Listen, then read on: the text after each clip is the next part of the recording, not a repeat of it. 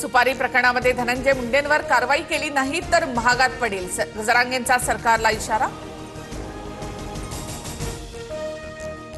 उपमुख्यमंत्री अजित पवार आणि धनंजय मुंडे मुख्यमंत्र्यांना भेटले। अधिवेशनाच्या पहिल्याच दिवशी दादा मुंडे आणि फडणवीसांमध्ये भेट।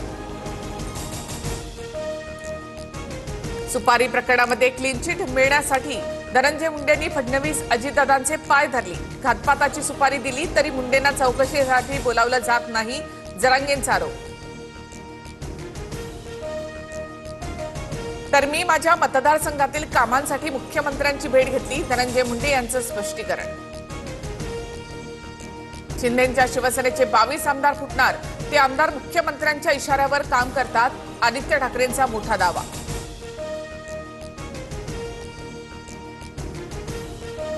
शिंदेचे आमदार आमचेच, मग त्यांना भाजपमध्ये घेण्याचा अर्थ काय? शिंदेच्या शिवसेनेमधील नेत्यांच्या भाजप पक्ष प्रवेशाबाबतच्या दाव्यांवर फडणवीसांचा पलटवार। महाराष्ट्राच्या इतिहासामध्ये प्रथमच दोन्ही सभागृहांमध्ये विरोधी पक्षनेताच नाही। विरोधी पक्षातील एकाकडेही स्वतंत्रपणे आवश्यक संख्याबळ नसल्यामुळे पद रिक्त। राज्याचे मुख्यमंत्री आणि उपमुख्यमंत्री अज्ञानी, विरोधी पक्षनेतेपदासाठी 10% सदस्य संख्येची अट कुठेही नाही, भास्कर जाधव संतापले। आदित्य ठाकरेंचं नाव विरोधी पक्षनेतेपदासाठी येत असेल तर विशेष नाही, शंभूराज देसाईंचं वक्तव्य। तर अफवांवर विश्वास ठेवू नका, आदित्य ठाकरेंचं उत्तर। विरोधी पक्षनेतेपदासाठी आमचा दुराग्रह नाही, पण अध्यक्ष आणि सभापती निर्णय घेतील, फडणवीसांचं भाष्य।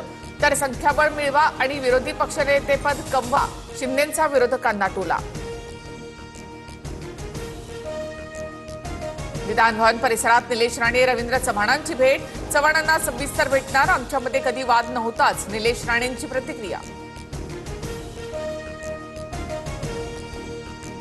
आमदार भास्कर जाधव आणि प्रताप सरनाईकांची विधान भवन परिसरात भेट, भेटीचा आणि ऑपरेशन टायगरचा काही संबंध नाही, सरनाईकांची माहिती।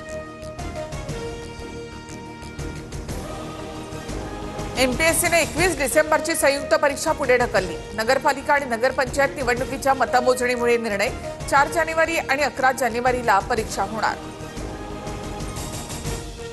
उच्च जातीचं नाव काय? 8वीच्या शिष्यवृत्ती सराव परीक्षेतील प्रश्नामुळे खळबळ, शिक्षकांकडून संताप व्यक्त, कारवाईची मागणी, संबंधित संस्थेकडून लेखी खुलासा मागवला। एअरलाईन चालवणं आमचं काम नाही, इंडिगो एअरलाइन्सचं प्रकरण सरकारने सांभाळावं, केंद्राने कारवाई करावी, सुप्रीम कोर्टाचं निरीक्षण।